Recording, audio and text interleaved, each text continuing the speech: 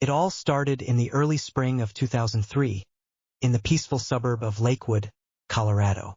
Elmwood Street was lined with maple trees, manicured lawns, and houses that seemed like sanctuaries.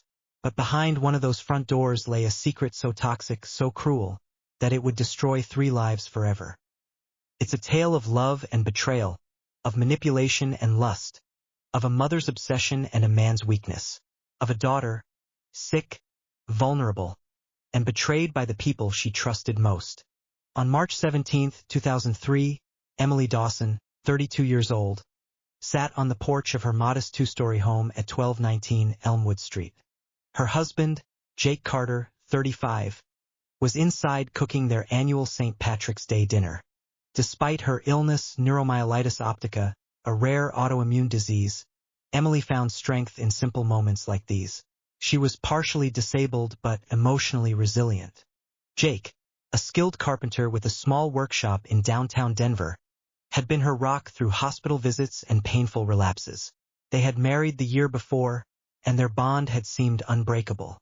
But on that peaceful evening, everything began to change. Emily received a voicemail from her estranged mother, Lena Preston, a woman who had abandoned her decades ago and lived a life filled with instability and selfish pursuits.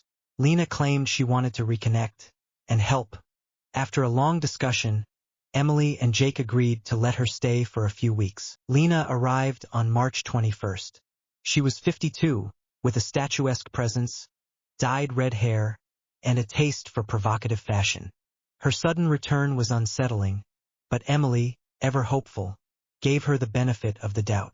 Lakewood residents took notice. The glamorous older woman was often seen walking alone or sunbathing on the porch, out of place among the quiet families of Elmwood Street. Jake tried to be polite. He wasn't close to his own mother and felt obligated to give Lena a chance. But it didn't take long for things to get uncomfortable. By early April, Lena's presence began to disrupt the household. She frequently inserted herself into Jake's daily routines, offering to help with chores, invading his personal space, and lingering far too long during casual interactions. There were moments when she wore revealing outfits, claiming she was simply comfortable. But her intentions were becoming clear.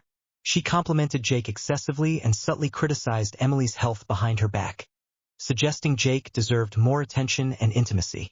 Jake initially dismissed it as harmless eccentricity. But as her comments grew more pointed and her touch more deliberate, discomfort turned into confusion and guilt.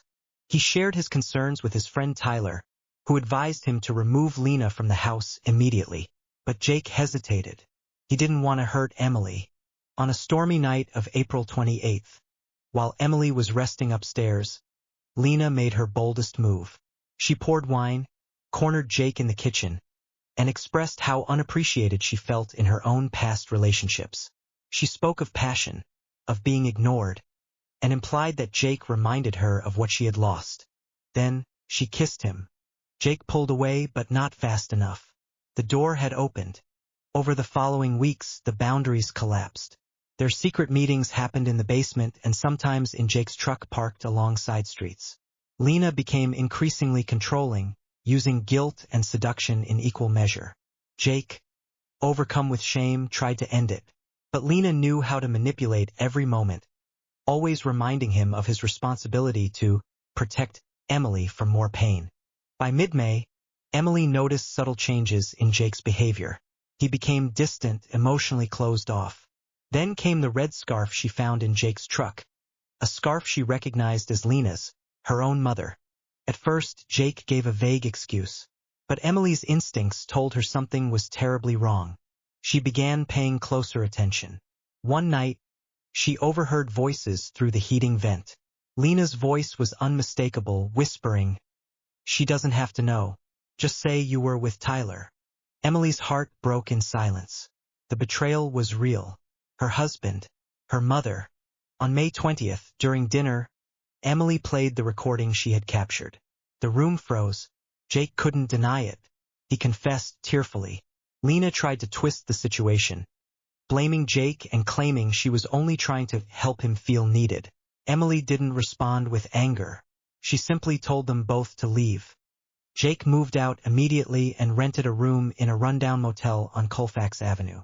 He stopped working and began drinking heavily. Calls to Emily went unanswered. Letters were returned. Lena tried to stay in Lakewood, but word spread quickly. Neighbors grew cold. Old friends avoided her. She left town within weeks, reportedly heading to Las Vegas. Rumors say she ended up working in a dingy bar outside Reno. Emily, meanwhile, began rebuilding. She joined a chronic illness support group and shared her story anonymously. She began painting again, mostly dark landscapes, stormy seascapes, abstract emotional works that expressed what words could not. This story isn't just about betrayal. It's about the human psyche under pressure, about how vulnerability can be exploited, how desire can blind, and how trust, once broken, can never be fully repaired. Emily survived the emotional earthquake. She found a way to live again, not through forgiveness, but through expression and purpose. Jake, once steady and loyal, became a man haunted by his actions. Every year on their wedding anniversary, he sends her a letter. She never opens them. Lena disappeared into the world, a footnote in a story she tried to control. What would you do if your own mother destroyed your marriage? If the person who vowed to love you shared a bed with the one who gave you life? Betrayal is often silent before it screams. And in this case, the scream shattered a family. If this story moved you or shocked you, subscribe to our channel for more deep, dark real-life narratives. Leave your thoughts in the comments. Could this have ended differently? Or was it doomed from the start? The truth is, evil doesn't always knock. Sometimes it moves in.